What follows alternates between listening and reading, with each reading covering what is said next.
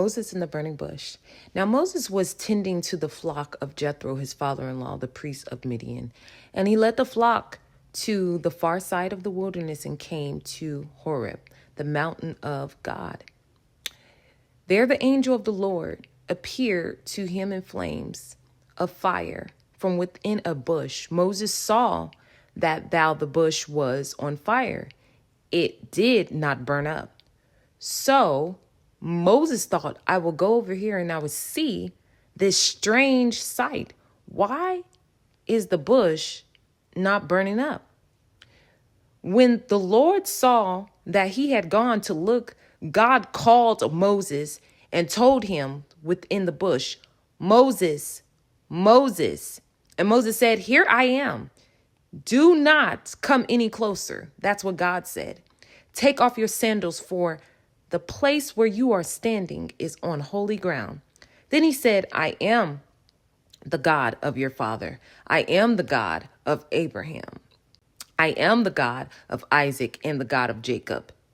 At this moment, Moses hid his face from God. For whatever reason he did that, he hid his face because he was afraid to look at God. The Lord said, I have indeed seen the misery on my people. He says, I've heard them crying. He says, crying out because of their slaves. He says, because of their slave drivers. And I am concerned about their suffering. So this just goes to show that God had empathy for us.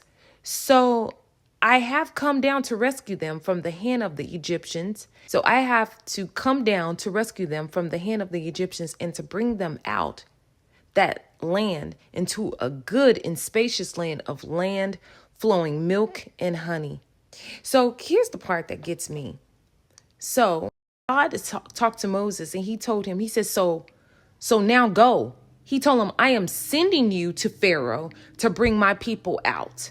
So a lot of us is on assignments. He's doing the same thing. And this is a repetitious thing. And I appreciate biblical context because what it does for us is it helps us use these as references that he does what he did in Moses. He's doing the same thing in us. So he said, I am sending you to Pharaoh to bring my people out of Egypt. But Moses said, God, this is where it just kind of like, I don't know if Moses kind of dummied down himself, but he kind of was like, but Moses said to God, who am I that I should go to Pharaoh and bring the Israelites out of Egypt? Whoa. I got to stop right here.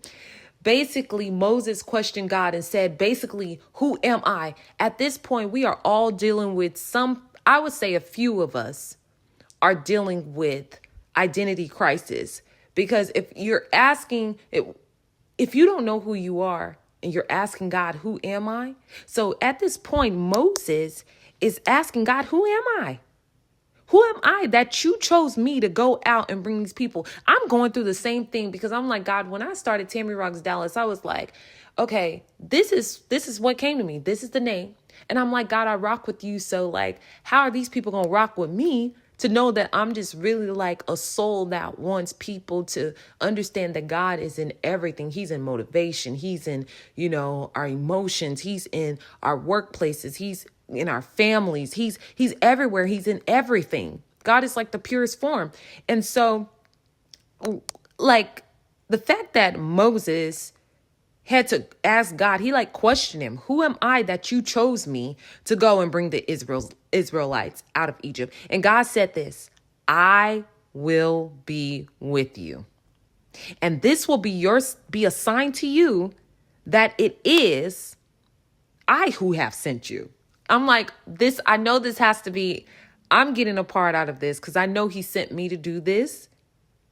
And so I'm like, okay, I know you sent me to do this. And I'm just like, I don't even have to like go and say why you chose me or whatever. I remember the other day I had a moment and I was like, God, coming over to you. I didn't know it was going to be this hard. And he says, well, imagine what it was for my son. He said, they killed him. They did a whole bunch of stuff. And you complained about something that's small. And you talk about why I gave you this. And I was like, whoa. Okay. I was like, all right, pump your brakes. I heard you, Lord. All right. I heard you. So And God, like I said, he said to him in on the 12th verse in Exodus, and you guys can go and read this yourself. He said, and God said, I will be with you, and this will be your sign that it is I who sent you. When you have brought the people out of Egypt, will you worship God on this mountain? Moses said to God again, suppose I go up there and these Israelites is tripping and say to them, God, the God of our fathers has sent me to you guys. So y'all need to listen to me. And they asked me, he said, and they asked me, what is his name? Basically asking like, who sent you? Who sent you, ninja? Because we can't say the other word. Who sent you, ninja? And he's basically like Moses up there, probably petrified at this point. And then he said, tell them, God said to Moses, I am who I am. This is what you are to say to the Israelites. I have sent you. God also said to Moses, say to the Israelites, the Lord, the God of our fathers, of your fathers, the God of Abraham, the God of Isaac, and the God of Jacob has sent you. This is my name forever, the name you shall call me from generations to generations. When I tell you that is so powerful, my body is like almost shaking. When I tell you that God makes no mistakes, he didn't even make a mistake with Moses. We are so busy worrying about how people question if we are on an assignment. I'm here to tell you today, if you are doing anything that is kingdom building, you are on an assignment today. I'm on an assignment. I didn't ask for it. I had to pick up this mic. I had to do what I had to do. And regardless of who supports me, regardless of who's there, regardless of who believes that this is driven purpose by God, I know it's by God. It's no other force that can wake me up, start me on my way, put food in my belly. There's no other force that can do it but God. I was sitting in the car with my mom the other day and I was like, Mom, I really, really need you to connect with me on something. And I was talking to her and I heard myself, and as I was ministering to her, I was like, okay, this is different. I'm like, God, I know you are using me, because how would I know to articulate these words? I'm talking to my mom. She's been in ministry. She's been doing this way longer. She's way more advanced than I am. And she is way qualified. Why did you choose me? And so that's the same thing that Moses was thinking. I just had to take a moment because I'm getting emotional, because I realized that we don't ask for these gifts. Moses didn't even ask to go set these people free. But when God loves you so much, he chooses you without any question. Some of us are wondering why.